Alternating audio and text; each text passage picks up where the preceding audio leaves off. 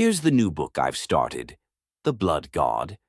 It will be a while before I finish it, though, because I also need to rewrite In the Spring Bliss. Plus, I have a few other stories I need to wrap up. I hope you'll still be here to read this one when it's finally ready. The blurb. Dan, a former Tier 1 military operator, finds himself adrift and utterly alone after his service. The loss of both his parents, who passed away after he joined the military, left him with no close family ties. A friend from his service days convinces him to get a support animal to help manage his anxieties. This is how Ruby, a brindle boxer, enters his life. But his life takes an even more profound turn when he meets a woman who will forever change his world. For the first time in a long time, Dan experiences happiness, only for it to be tragically short-lived as he loses both GA and Ruby. Suddenly alone again, Dan makes a pact with a god. He'll be sent back 2,000 years, to the Gojo-Seon dynasty in 206 BCE, to rectify changes made by another deity. History must be restored to its original course, and Dan's mission is to ensure it happens. The god who orchestrates his return grants him a portion of his power to complete this daunting task. However, amidst this extraordinary undertaking, Dan encounters someone who bears an uncanny resemblance to GA. Is it her or a descendant from her bloodline? Dan faces a critical choice: remain in the past, close to this woman who reminds him of GA, or return to his own time where she is gone, assuming he can survive the journey back.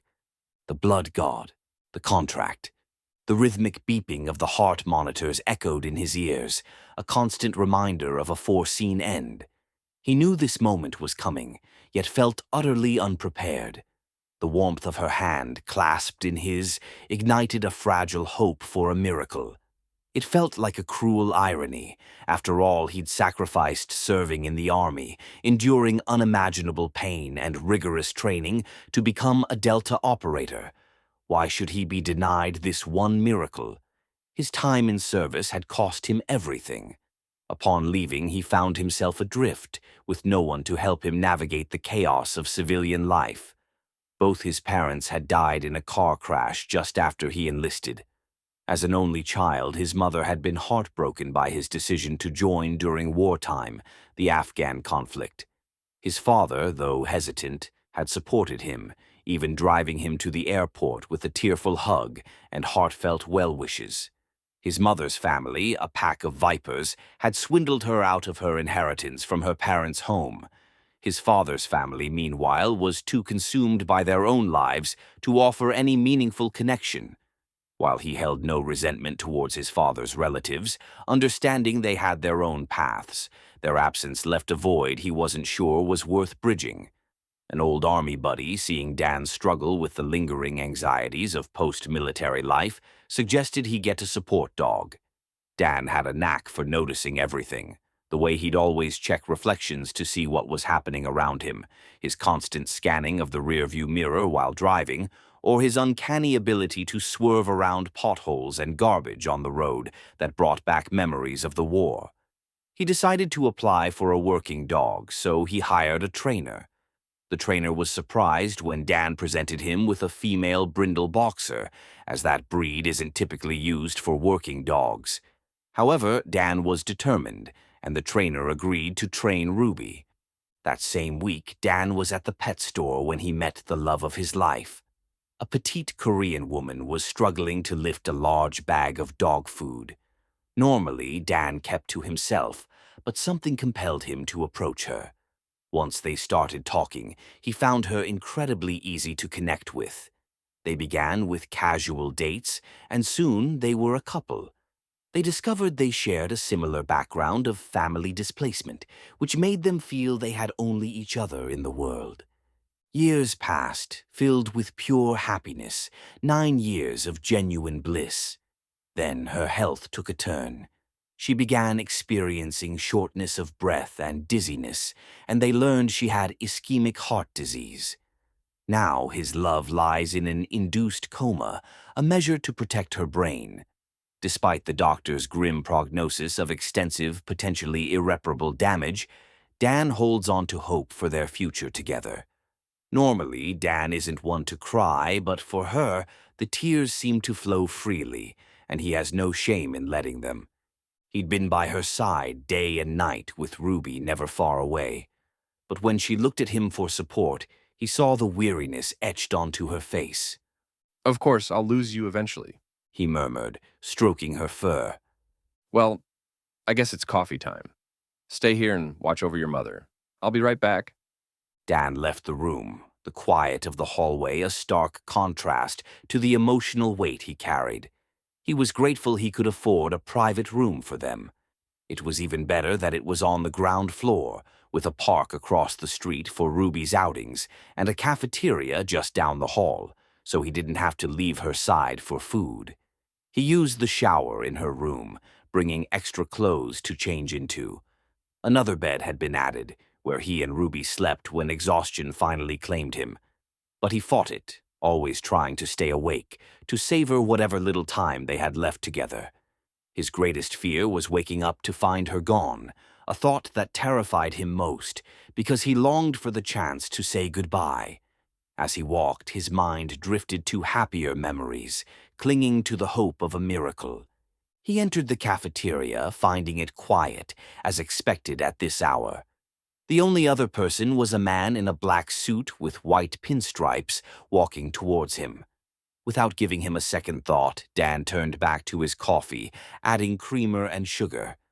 "Excuse me," The man said, reaching for a cup for himself. "I see you're having the same craving as I am. Dan looked up. Yeah, I thought some coffee might help. I've seen you around. The man continued. Are you visiting a loved one?" Yes, I am. And yourself? The man offered a slight smile. "You could say I'm working." So, are you a doctor or perhaps from another department? Dan inquired. "Something like that. The man replied. Mostly I offer answers, and maybe a job for those who are seeking." Dan watched him, stirring his coffee.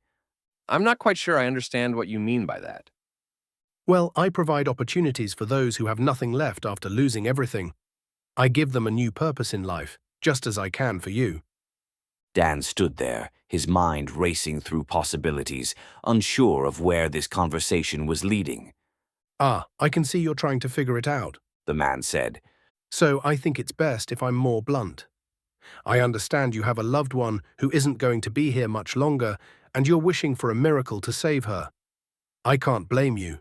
You two have shared such a fulfilling life.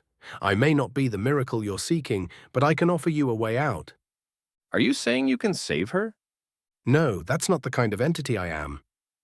Entity? Dan questioned. You mean person, correct?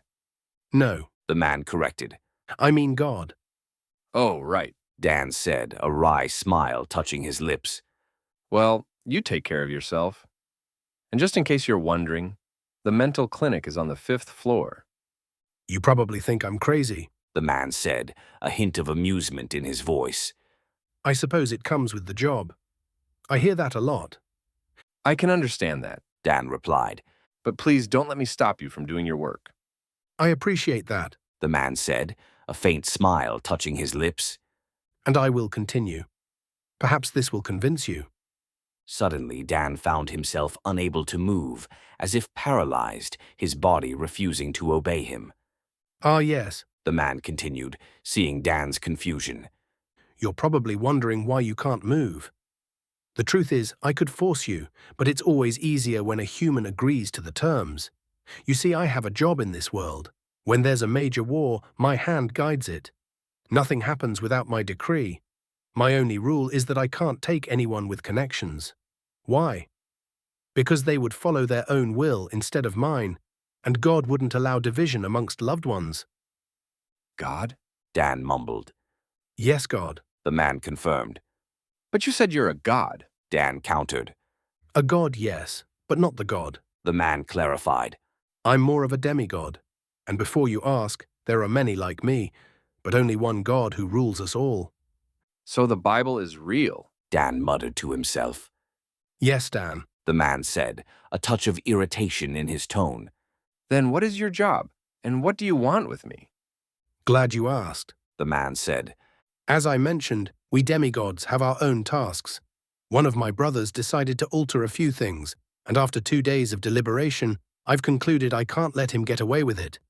I need a new pawn on the chessboard to complete my task. A new pawn? Dan repeated. Yes, the last one had a slight case of death. Wait, so I get no divine intervention to help me? Of course you do. What kind of god do you think I am?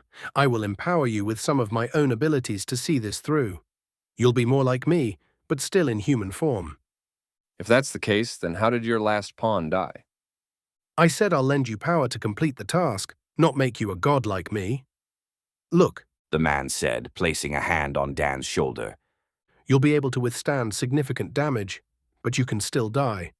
So don't get any ideas about being invincible. Now, as I was saying, your task is to go to the kingdom of Gojo-Seon. Wait, Dan interjected. are you talking about the kingdom of Gojo-Seon in 206 BCE? Yes, that's right. The man replied. I told you it was a couple of days ago. That wasn't a couple of days ago. Dan said, his voice rising. That was 2,000 years ago. The man let out a soft chuckle. Of course, I keep forgetting the time differential. For me, 1,000 years is like a single day. Didn't you read that in the Bible? I don't read the Bible. Dan said, giving the man a frustrated look. Of course. The man sighed. I forgot I was speaking to a non-believer. Anyway, as I was saying, I need you to go back and change things.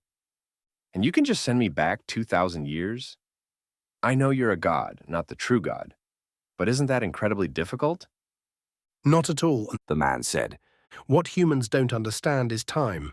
For you, it flows in one direction. For beings like us, it flows in both. Let me try to explain. When you drive, you see things passing by. For us, moving in any direction is like hitting a pause button. You, humans, remain still while I move around you. Then, when we find the moment we desire, we press play, and you humans begin to move again. In a way, I can keep you young forever, as long as you don't wish to live your life, He added with a slight giggle. But you said you can't take anyone with connections. Dan protested. My wife and my dog, my best friend, are connections. I know, Dan, but they won't be with you much longer. The man replied. What I'm proposing is that we sign a contract today, and you start your work later. There's no backing out of this, Dan. I've already chosen you. Make it easy on yourself and just agree. Dan frowned. I thought if the true God is good, you'd be good too. The man rubbed his temples and sighed. Dan, you're not understanding. We're not so different from you. We're both tools with jobs to do. No one ever said we had to enjoy it, or that the customer is always right. So what do you say about the job? A sigh escaped Dan before his gaze snapped back up. If it's a job, what do I get out of it? Like, a wish? Seriously, Dan, no. The man said. I can't bring your wife back to life when she dies. I've already told you that. But once the task is done, I can send you back to your timeline with some things to make your life easier. Or if you prefer, I'll offer the same support here in the kingdom of Gojo-Seon. So do we have a deal? He unrolled a scroll and placed it within Dan's reach. All you have to do is say yes. Dan looked at the parchment, realizing there was no escape. He figured it was best to agree and get what he could from the arrangement. Yes, I agree. Dan said, a single drop of blood welling up and falling onto the contract. Great. The man beamed. It'll be great working with you. He snapped his fingers and Dan felt his limbs loosen. Go spend time with your wife and cherish those moments. When you're done, I'll come for you. The man turned and walked away, the space around him warping as he exited the cafe and descended the hallway, leaving despair in his wake. Dan returned to his wife's room, the weight of what was coming settling heavily upon him. There was nothing he could do to change it, a familiar sting of bad luck that had always seemed to follow him, chasing away any hope and leaving him only with deeper troubles. Even his time in the military had felt simpler than this. As he entered, Ruby sensed something was wrong. She patted over, her presence a silent question. She followed him back to the chair where he sank down, and Ruby immediately settled between his legs. She rested her paws on his thighs, rising to meet his gaze before gently licking his cheek. Thank you. Dan murmured, his voice rough. I'm afraid of what's next. Everyone's going to leave me again. Ruby tilted her head as if comprehending his words.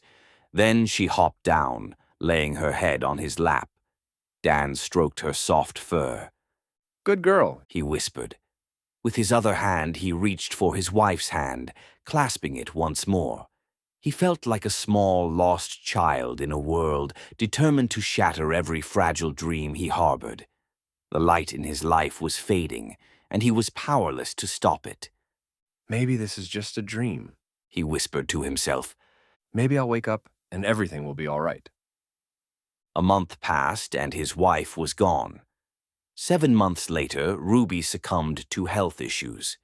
Now Dan sat alone in the dark apartment, once a place filled with so much life and meaning, now feeling like his own tomb. He hadn't bathed in days, and the apartment was in disarray. The only things untouched by the growing neglect were Ruby's bed and his wife's belongings. These two remnants had become his new sanctuaries, too sacred to be defiled.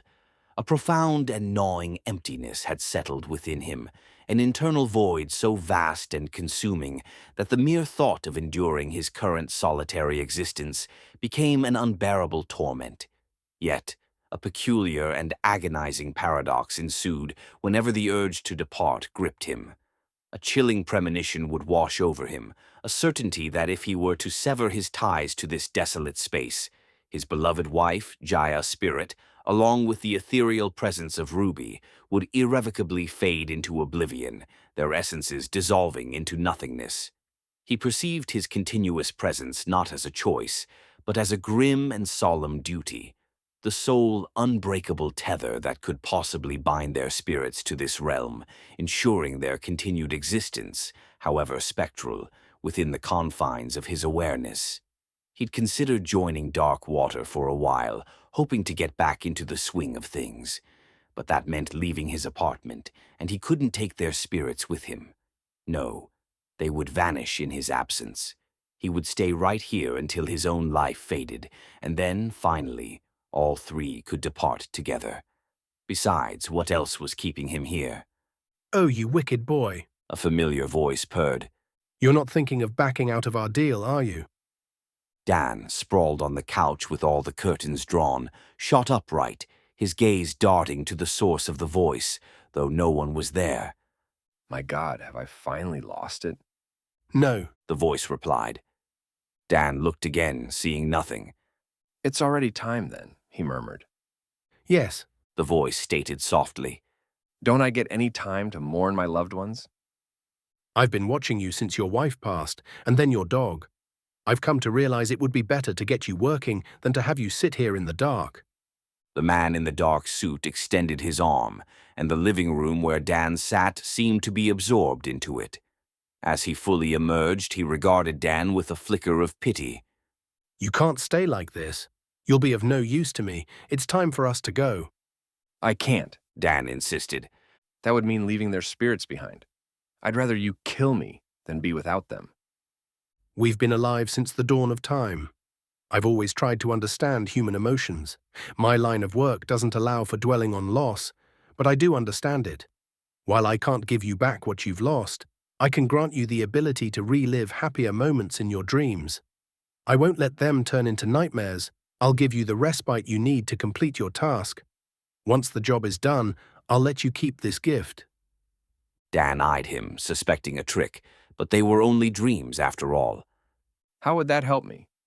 There'll be more than dreams. You'll feel nothing but happiness, even when you wake. It will feel as though you've merely stepped out for a coffee and that you'll soon return to both your wife and Ruby, your best friend, when you sleep. This will ease your pain. Let me show you. The man walked over and retrieved a small crystal ball, lightning flickering around its surface. He gently pushed Dan back down onto the couch and had him hold out his hands, placing the globe into them. Now close your eyes and rest. When you wake, you should feel like a new man. Dan closed his eyes and sleep claimed him instantly. Honey. Gia's voice called. Dan's eyes snapped open. He was standing beside her in the kitchen. Are you going to finish washing the vegetables so I can cook? Dan simply gazed into her dark brown eyes, his heart beating once more.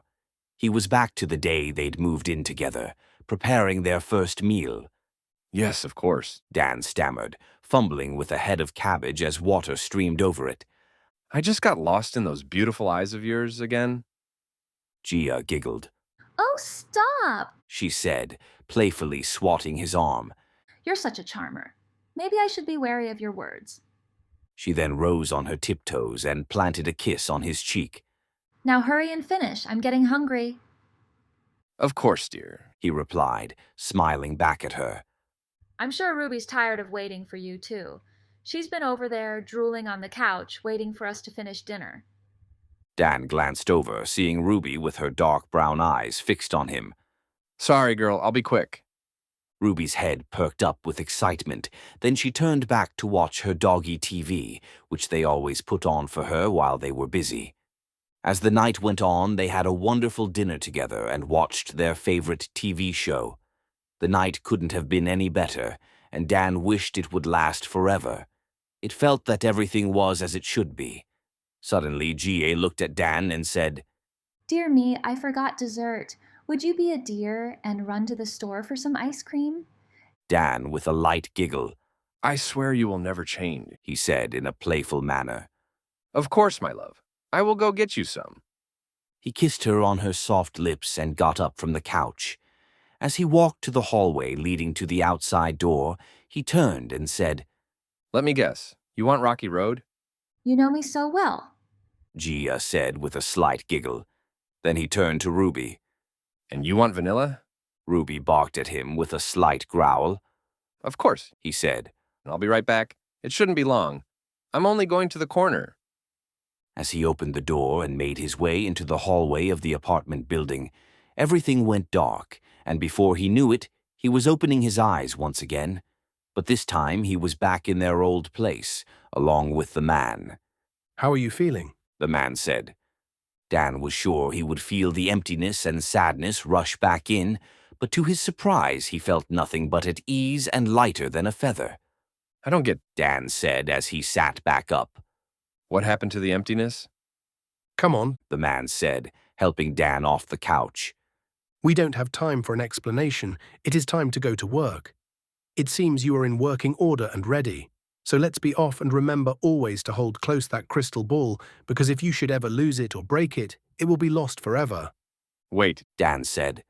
what will become of my apartment? Nothing, The man said it. it will stay as it is, and no one will bother it. When you complete your task, I will bring you back here. What happens if I die in that timeline? What will happen then? I will bring your dead body back, making it look like you died of some illness, and you and your things will be processed like any other scene. No matter what, your body will be brought back here to this timeline. Now, if you don't mind, let's be on our way. I have allowed too much time to pass, waiting for you to get over your grief. Very well, Dan said.